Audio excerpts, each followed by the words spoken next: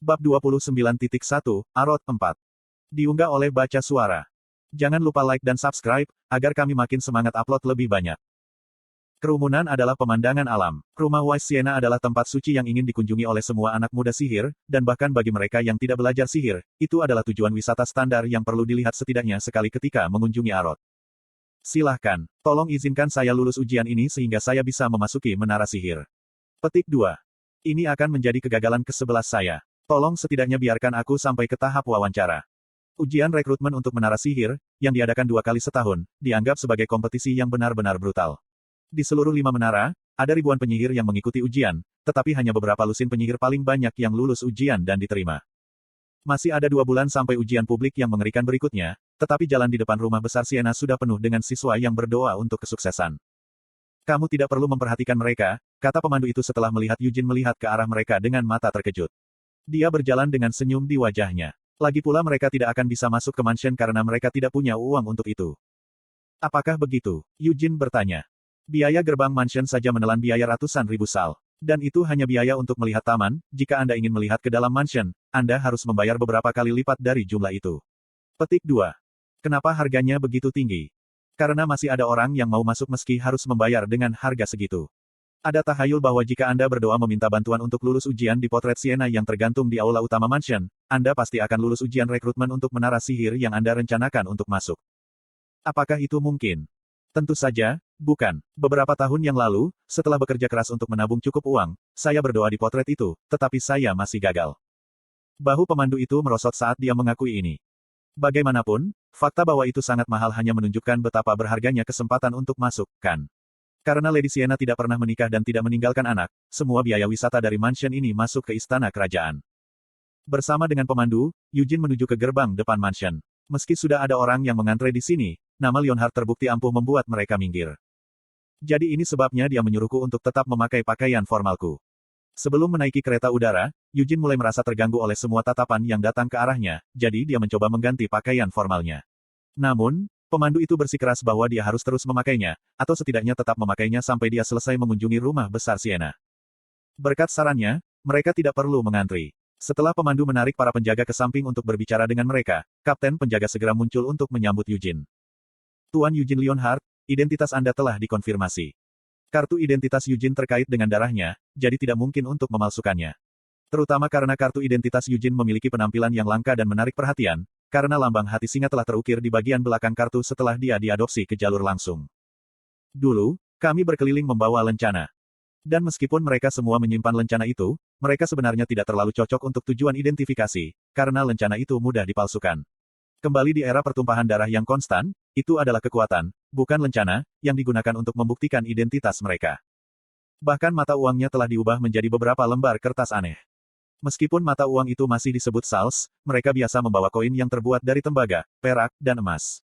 Tapi uang kertas yang mereka gunakan saat ini, dari mana tepatnya nilainya berasal? Dunia benar-benar telah berubah cukup banyak. Sementara Eugene tinggal di perkebunan utama, dia tidak benar-benar merasakan perbedaannya. Tetapi sejak menjelajah ke dunia, semuanya terasa sedikit tidak nyata baginya setelah menyadari bahwa begitu banyak hal telah berubah dari masa lalunya. Kapten penjaga bertanya, bagaimana tuan-tuan ingin membayar biaya masuk? Dengan santai, pemandu itu menjawab, kami ingin tur keliling mansion. Tuan Eugene, apakah Anda ingin membayar dengan uang tunai atau kartu? Terperangkap lengah, Eugene tergagap, dengan kartu.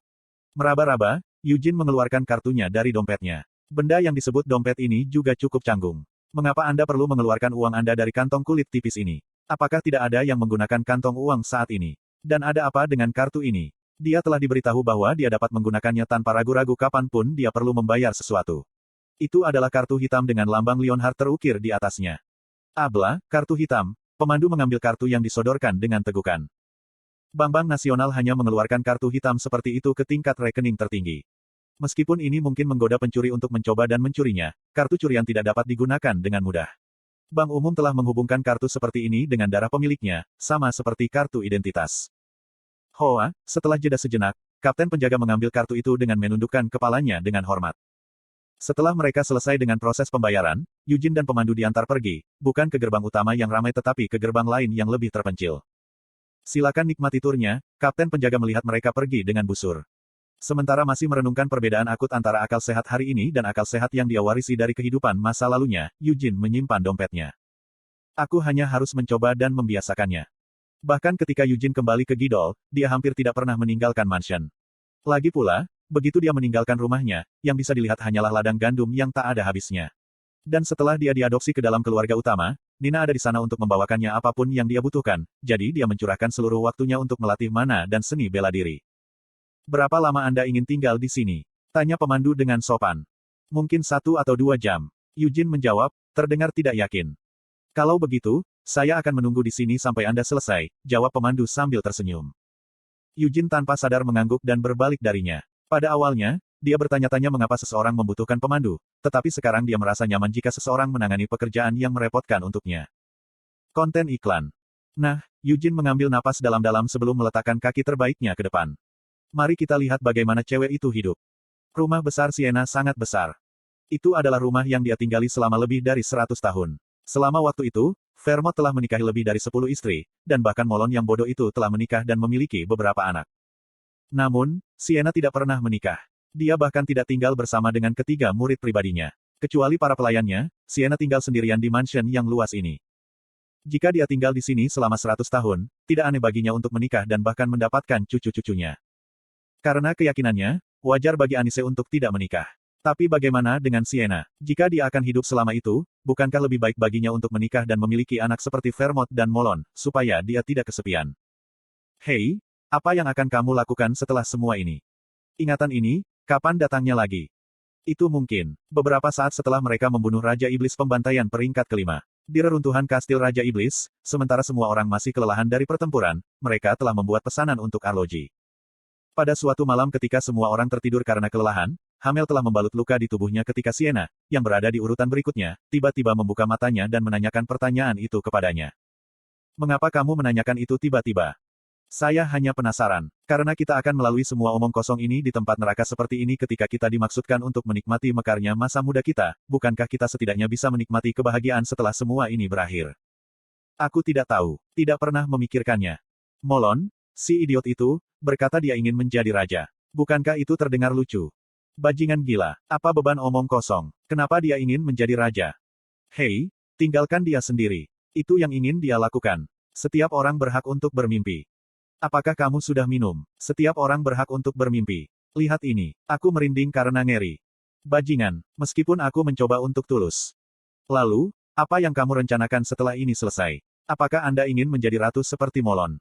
Kamu gila, mengapa saya memilih untuk melakukan sesuatu yang begitu membosankan? Tapi Anda menyiratkan bahwa sesuatu seperti itu tidak mungkin bagi Anda. Tentu saja, itu bukan tidak mungkin. Jika kita kembali setelah membunuh semua Raja Iblis, tidakkah mereka akan tetap mencoba menggadaikan kerajaan kepada kita, bahkan jika kita menyuruh mereka untuk tidak melakukannya? Molon mungkin telah memikirkan hal itu juga, dan itulah mengapa dia mengatakan bahwa dia ingin menjadi raja. Jadi, jika kamu tidak ingin menjadi ratu, apa yang ingin kamu lakukan?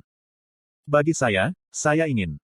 Eugene menatap potret itu. Ada Sienna, sama seperti Hamel mengingatnya. Rambut ungu muda yang akan mempesona mata, bahkan dari pandangan sekilas tertangkap di tengah orang banyak, dan mata hijau seindah rambutnya.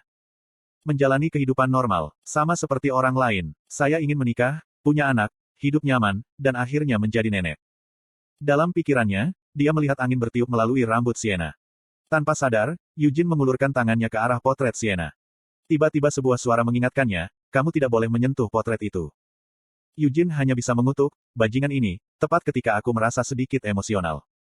Salah satu penjaga yang ditempatkan di seluruh mansion memberinya pandangan peringatan. Meskipun semua benda di dalam mansion telah disihir dengan sihir pelestarian, itu tetap tidak berarti benda-benda itu bisa disentuh dengan bebas. Aku mengerti perasaanmu, kata penjaga itu dengan simpatik. Nona Sienna benar-benar cantik. Tentu saja, tidak mungkin potret itu dapat sepenuhnya menangkap kecantikan Lady Sienna. Masih sedikit kesal, Eugene bertanya, kamu belum pernah melihatnya secara langsung, jadi bagaimana kamu bisa begitu yakin akan hal itu? Karena potret selalu pucat dibandingkan dengan aslinya, kata penjaga itu dengan percaya diri. Eugene tidak terlalu yakin tentang itu. Dia mengangkat kepalanya untuk menatap potret itu. Pada awalnya, dia mengira bahwa penampilan potret itu sangat cocok dengan ingatannya, tetapi sekarang setelah dia melihat lagi, rasanya potret itu tampak lebih indah daripada aslinya. Benar-benar sekarang. Semakin dia terus melihat potret seperti ini, semakin tidak pasti perasaan Eugene.